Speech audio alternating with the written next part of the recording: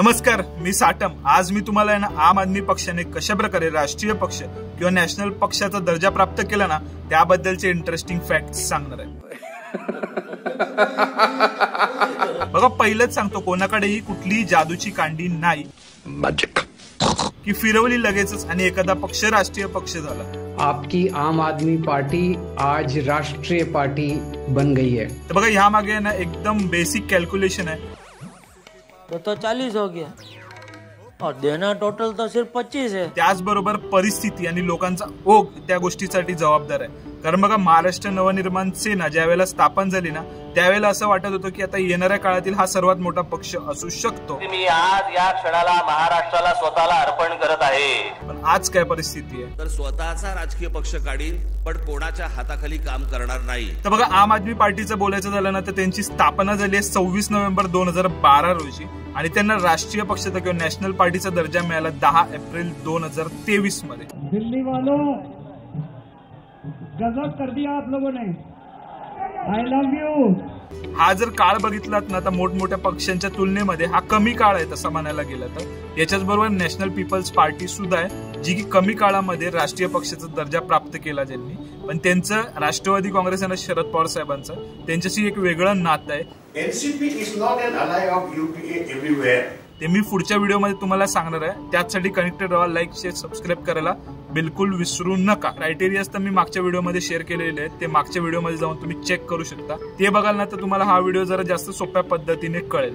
तर बघा, आम आदमी पार्टीने 2013 मध्ये दिल्ली विधानसभांमधनं निवडणुकीमध्ये डेब्यू केला। दिल्ली के अंदर ये क्रांति शुरू होगी, दिल्ली से ये धर्म युद्ध शुरू होगा। त्यावेळेला त्यांना चांगलं यश मिळालं होतं पण बहुमत प्राप्त झालं नव्हतं। त्यावेळेला त्यांनी जे सरकार स्थापन केलं ते अल्पमतात। 2015 मध्ये त्यांना घवघवीत अशी यश मिळालं। 70 पैकी 67 जागा, म्हणजे साध्या मराठीत सांगायचं झालं तर 67 जागा त्यांनी 70 सीट्स पैकी निवडून आणल्या। मैं अरविंद केजरीवाल। त्यानंतर त्यांनी 2020 मध्ये परत एकदा सरकार बनवलं जे की आजतगत आहे। त्यानंतर त्यांनी पंजाबमध्ये 2017 मध्ये विधानसभा लढवली, त्यावेळेला तिथे त्यांना 20 जागा मिळाल्या आणि 2022 मध्ये तर त्यांनी सरकारच बनवलं। पंजाब के नतीजे बहुत बड़ा इनकलाब है, बड़ी बड़ी कुर्सियां हिल गई हैं आज पंजाब के अंदर। त्यामुळे ह्या दोन राज्यांमध्ये त्यांना राज्य पक्षाचा दर्जा मिळाला। राज्य पक्षाचे अजून काय काय क्रायटेरियाज असतात ते मी पुढच्या येणाऱ्या व्हिडिओज मधनं तुमच्याबरोबर शेअर करेनच। त्यामुळे त्यांना आता आयती संधी चालून आली होती। अजून 2 राज्यांमध्ये ते जर राज्य पक्ष झाले तर ते इझिली राष्ट्रीय पक्षाचा किंवा नॅशनल पार्टीचा दर्जा प्राप्त करू शकतात। त्याचप्रमाणे त्यांनी कॅल्क्युलेशन केलं आणि गुजरात मधल्या निवडणुका लढवल्या। केम छो मजामा। त्यांना जवळपास 12% मतं प्राप्त झाली आणि त्याचबरोबर 5 जागांवर निवडून येण्यात त्यांना यश आलं। त्याचबरोबर गोव्यामध्येही त्यांनी निवडणुका लढवल्या। दिल्ली में बहुत गर्मी पड़ रही है, गोवा का मौसम बहुत खूबसूरत है, जिथे त्यांना 2 जागा मिळाल्या आणि 6% मतं प्राप्त झाली। यामुळे काय झालं तर 4 राज्यांमध्ये त्यांना राज्य पक्षाचा दर्जा मिळाला आणि त्याच्याच आधारे निवडणूक आयोगाने त्यांना 10 एप्रिल 2023 रोजी राष्ट्रीय पक्षाचा दर्जा बहाल केला। अगर केजरीवाल भ्रष्टाचारी है तो फिर इस दुनिया के अंदर कोई ईमानदार नहीं है।